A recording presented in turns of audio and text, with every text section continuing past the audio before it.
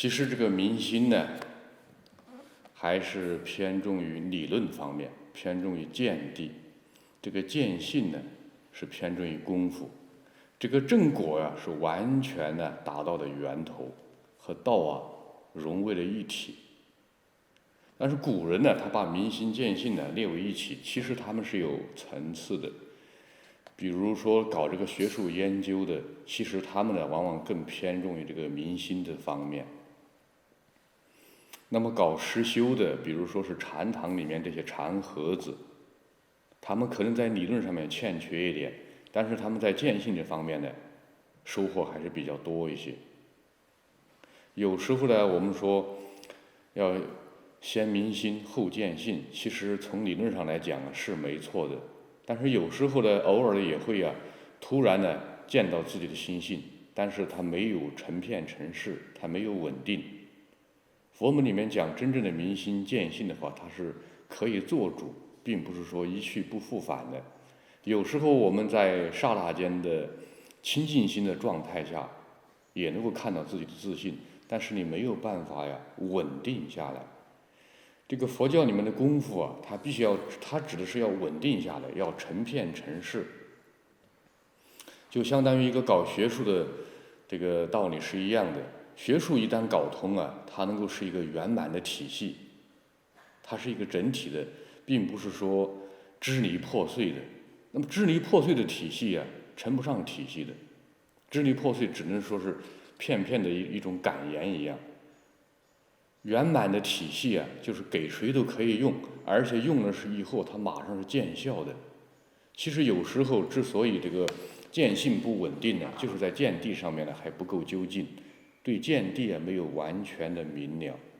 佛门里面现在也是两种现象，一个是完全的偏重于理论，忽略了实修；还有一部分呢，他特别注重这个实修他的理论呢，他下的功夫很少。其实这个民心和见性呢，他们两个就相当于一个左脚一个右脚，他们呢只差一步远，不能够相差得太远，否则的话就是一个极端会出问题的。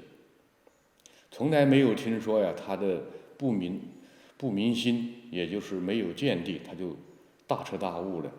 真正大彻大悟的人，一定是在见地上，在民心这方面呢，一定是通透的。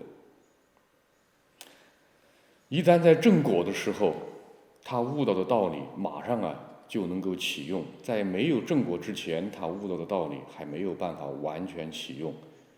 这个民心和见性还是有区别的。那么在正果的时候悟到的理就相当于事情做到位了。理事它是一体的，在没有正果之前，理事他们还是有距离的。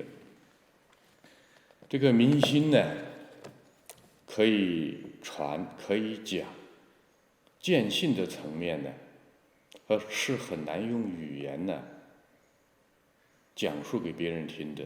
而见性呢，必须要亲自去尝试，拿自己的身心去验证了以后，在自己身上发生才是属于见性层面。所以古人说真实佛法如同饮水，冷暖自知。那么可讲的、可说的，还不是佛法真实大义，只能说是属于佛学层面。那么到了正果层面，那就更不用说了，只能够彼此都到达了正果的层面。见了面以后，用这个禅寂的方式，互相可以印证，互相可以对正果的传递。因为两个人都到达了源头，虽然用这个和道不相干的语言表达出来，在外人看来表达的和道不相干，其实两个人一听他们都是相通的。比如过去的禅师，两个人都到达了源头，他们会见了面了以后说，今天的天气真好，从来没下过雨。其实他们两个在说这句话的时候，都互相彼此道出了自己此时的境界。那么旁人听起来以为两个老古董说的是一些自然界的现象，其实恰恰相反，因为他用自然界的现象，他把这个道的境界、道的层次，双方互相都传递的，互相都了解彼此处在什么层次。而旁观者没到这个层次的人呢，他也听不懂，当然他也就不可能诽谤了。所以禅宗里面呢，在验证对方的功夫，用这种特有的手段呢，是非常有道理的。不像现在的人见了面了以后，直接问你，你到了哪一禅哪一定呢？如果我说我没到哪一禅，没到哪一定，好像是我没有修行。如果我告诉你哪一禅哪一定，你又不相信，你又认为我狂。所以老祖宗他不用这种方式，因为老祖宗他都是比较有智慧，都是有一定功夫的人，他所以就用这种特有的表达方式，就是用一种禅技的方式，在外人听来牛头不对马嘴，答非所问。其实从来不是答非所问，从来就是问到哪里答到哪里，而且是有问必答，答的是都符合道的。这个明心呢，偏重于理；这个见性呢，偏重于事。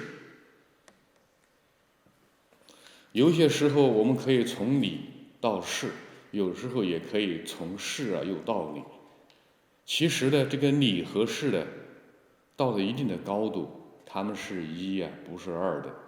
但是在形而下的时候，在没有入到道内的时候，理就是理，事就是事。一旦入了道了，理和事是分不开的。从来没有听说一个真正通达道理的人，他不会做事；从来也没有听说一个会做事的人，他不通达理，或者说他不会讲。真正会做的人，他一定会讲；真正会讲的人，他一定是会做的。但是很少达到了理事一如理事都在一个等级上。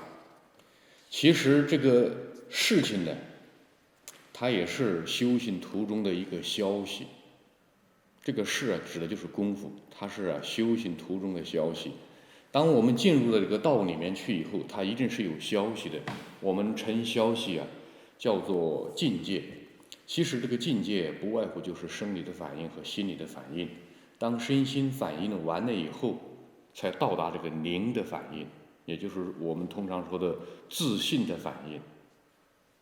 到自信的反应，才是真正的修大道的开始。在之前呢，都是修我们的身心，都是为了修这个自信呢打基础的。这个身心呢，是修行途中反应是必不可缺少的。如同我们要走哪一条路，你上了路了以后，一定是有路两边的沿途风光。如果你说我没有看到这个路标，没有看到沿途风光，那说明呢，你还没有真正的上路。真正的上路一定是有沿途风光的。但是沿途风光它并不是目的地，它只是趋向目的地的一个路标。所以说，在修行的次第上，它是先有明心，然后见性，最后才是正果。